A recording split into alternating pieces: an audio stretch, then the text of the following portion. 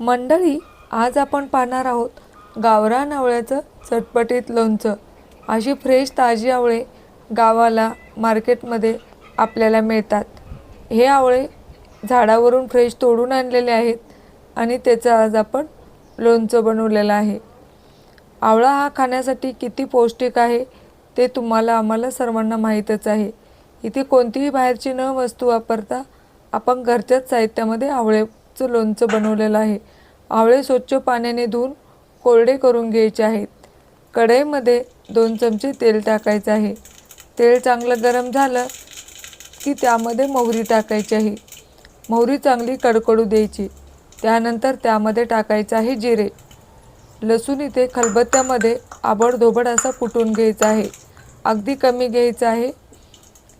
ही चटपटीत आवळ्याचं लोणचं आहे, त्यामुळे इथे आपण लसूण टाकलेला आहे।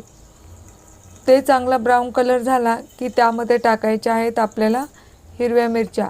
मिरच्यासुद्धा आपण इथे धुवून सुक्या करून घ्यायच्या आहेत। त्यासुद्धा तेलात अशा भाजून घ्यायच्या खमंग। त्यानंतर यामध्ये टाकायचं आहे थोडासा हिंग। हिंग चांगला भाजायचा आणि त्यानंतर यामध्ये टाकायची आहे हळद। हळदसुद्धा तुम्हाला हवा असेल तर इथे तुम्ही थोडा गूळसुद्धा टाकू शकता किंवा साखर, पण मला तिखट लोणचं हवं आहे त्यामुळे इथे मी गूळ साखर काही वापरणार नाही। त्यानंतर यामध्ये आपण टाकलेले आहे स्वच्छ धुवून घेतलेले आवळे। हे लोणचं 6 महिने आरामात वरती टिकतं, पण एवढं चटपटीत होतं की माझं हे 2 दिवसातच फस्त होणार आहे।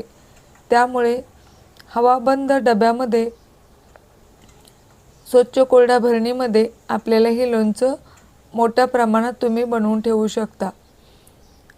आता हे जोपर्यंत लोणच्याला इथे ब्राऊन कलर येत नाही तोपर्यंत गॅस मीडियम हीटवरती ठेवून आपल्याला चांगलं शिजवून घ्यायचं आहे।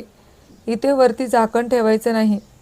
जर तुम्ही ते झाकण ठेवलं तर त्यामध्ये पाणी पडतं आणि आपलं लोणचं खराब होतं। इथे मीठ टाकायचं आहे चवीनुसार। मीठ कमी जास्त करू शकता। इथे तुम्ही काळं नमकसुद्धा वापरू शकता। आता आपल्याला हे चांगलं मिक्स करून घ्यायचं आहे। जोपर्यंत लोणचं आपलं शिजत नाही तोपर्यंत गॅस मिडियम हीटवरतीच ठेवायचा आहे। मिडियम गॅसवरती आपल्याला हे लोणचं चांगलं भाजून घ्यायचं आहे। जर तुम्ही गॅस फास्ट केला तर हे आपलं लोणचं करपण्याची शक्यता असते।